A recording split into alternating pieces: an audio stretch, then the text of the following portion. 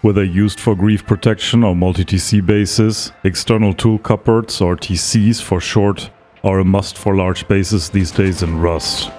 Since they prevent raiders from easily replacing the main base TC, they can make the difference between losing some of your loot or losing your whole base as a result of a raid. Of course, those external TCs need to be protected.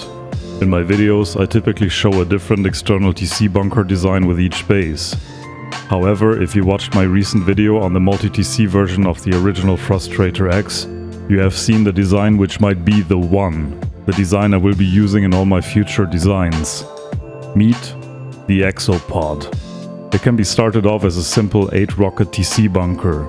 It protects the TC by a chain of windows, one of the most efficient bunker approaches. Its outstanding feature is that it allows to disconnect the TC from everything past these armored foundation steps. You just need to destroy this wooden floor tile. This means no need to destroy the external TCs to replace the TC of the main base. And no worries, the floor tile itself is protected from 8 rockets as well. Eventually, you can seamlessly turn it into a 16-rocket flanking base, which will not overly burden you with a lot of extra upkeep. Before we build this flanking base, however, let's look at how to build the simple 8-rocket bunker. Let's work with the simple 2x2 base, which we want to protect with an external TC as our example. Let's build out an arm from that main base until we are leaving its building privilege zone. Here we build foundation steps which must not be upgraded past stone yet. Behind them place 3 triangle foundations. The outer ones shall be sheet metal, the middle one remains wood. Place the TC onto one of the outer triangles and protect it with a reinforced glass window. We use glass windows because they are as strong as armored doors, but much easier to find. Then surround the wooden foundation with 2 half walls in front of the foundation steps and another window frame.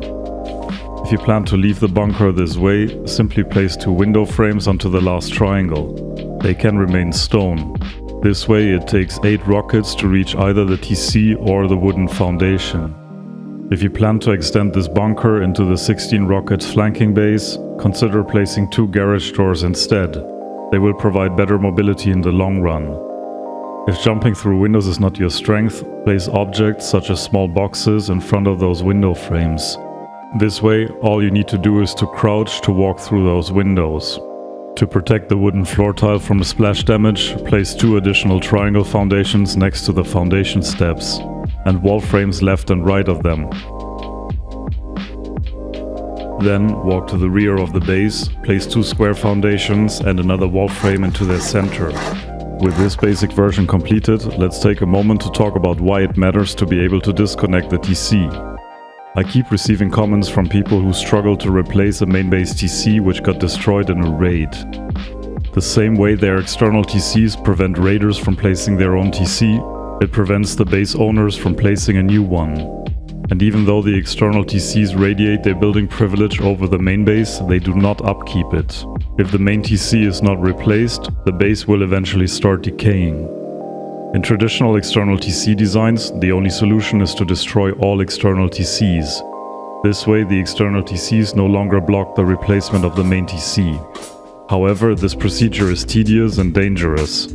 First of all, you may not have the means to destroy the external TCs if you lost your guns and explosives during the raid. Second, with all the TCs being destroyed, you're vulnerable to being griefed for an extended period of time.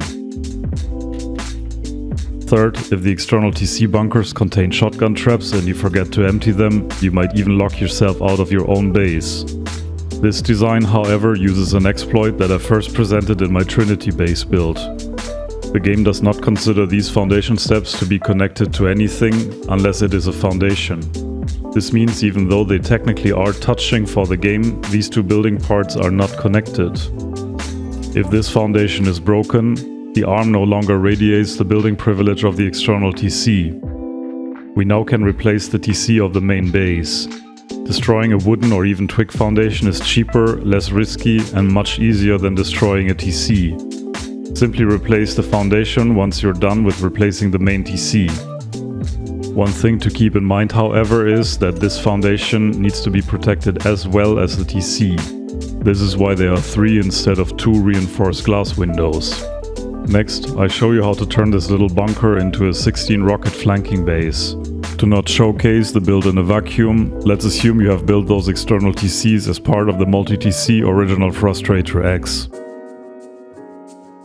Once you're ready to expand, enclose the square foundations behind the bunker with sheet metal walls and ceilings. This 2x1 will be our usable space. Use it however you like, including for excess loot storage. Here we use it for beds, boxes and a locker. Behind the other exit we build a chute.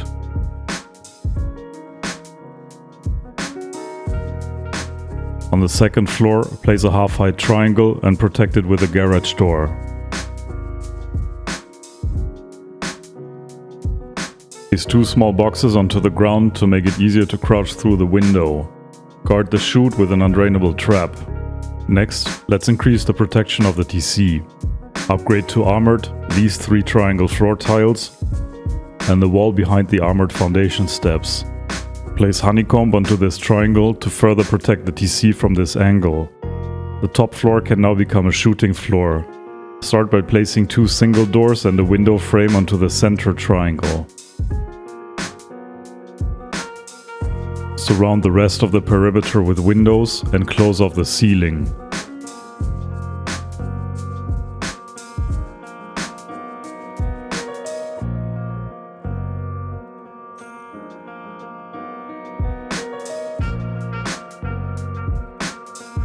As long as those windows are protected with reinforced glass windows, it takes at least 16 rockets to reach the TC at this point. Of course, this is a very simple use of the second floor. Let me show you a few examples of more sophisticated uses. Firstly, you can add a second exit if this flanking base is going to become part of compound walls of a base and shall double as compound exit, as for example in my Trident base design. Place a roof ramp behind one of the squares to create a rear exit. Use a double door to block the single door to safely check for door campers. Secondly, you can use this triangle next to the primary airlock for an auto-turret pod. Instead of the windows, use garage doors. Then place an auto-turret into this triangle and add a window behind it. For the simplest electrical circuit for this auto-turret, just feed it from a small battery.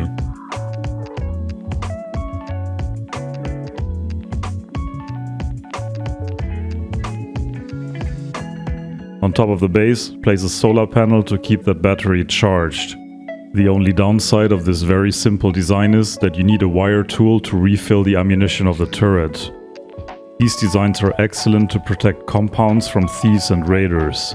If you clip a high external wall into the wall frame, you can separately control whether the turret is guarding the interior or the exterior of the compound. Finally, since we are designing this base as a flanking base, why not include roof battlements? Being able to flank raiders is one of the best strategies to give them a hard time. To do that, leave out the ceiling above the chute. Place a 2-door airlock on top of it.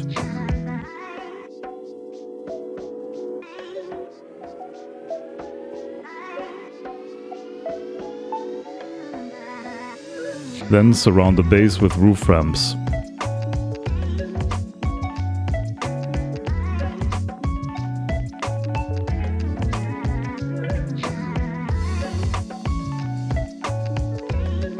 Please note that those roof ramps extend the building privilege zone of this base to the sides. In some multi-TC base designs with 6 or more TCs, this might require to move this whole external base out 1 or 2 more squares to prevent them from having overlapping privilege. If you have counted, this allows raiders to reach the wooden foundation with just 13 rockets. To match the cost of this raid path with other raid paths, either guard the chute with an undrainable trap, or replace one of the single doors with either an armored door or a garage door. Now that the durability of the TC bunker has practically doubled, the arms that connect the TC to the external part of the base become the weak point. It still takes just 8 rockets to disconnect them. Therefore, place a second row of foundations. Make sure to upgrade any existing foundation to sheet metal. This already helps against raids with C4, but those foundations are still susceptible to splash damage. 8 rockets shot into their center will disconnect them. To solve this issue, we need to complete a few extra steps. Place a series of sheet metal wall frames along the arm of foundations. It is not possible to splash both the foundation and the wall frames at the same time. Even if the foundation that supports the wall frame breaks, they still have enough stability to keep floating and the base part connected to the external TC. Their height also has a secondary advantage. They extend the building privilege of external TCs skywards. This can be important if the main base has highly elevated parts such as a tower. If the tower extends outside of the building privilege of the external TC, raiders can take over the main base by placing a TC up there. Elevating the building privilege through wall frames counters that. Upgrade this foundation to armored to ensure protection against at least 15 rockets. And congratulations, you completed my new go-to flanking base, the Exopod. As always, I hope you found this video helpful and inspiring. Take care, Evil Wurst out.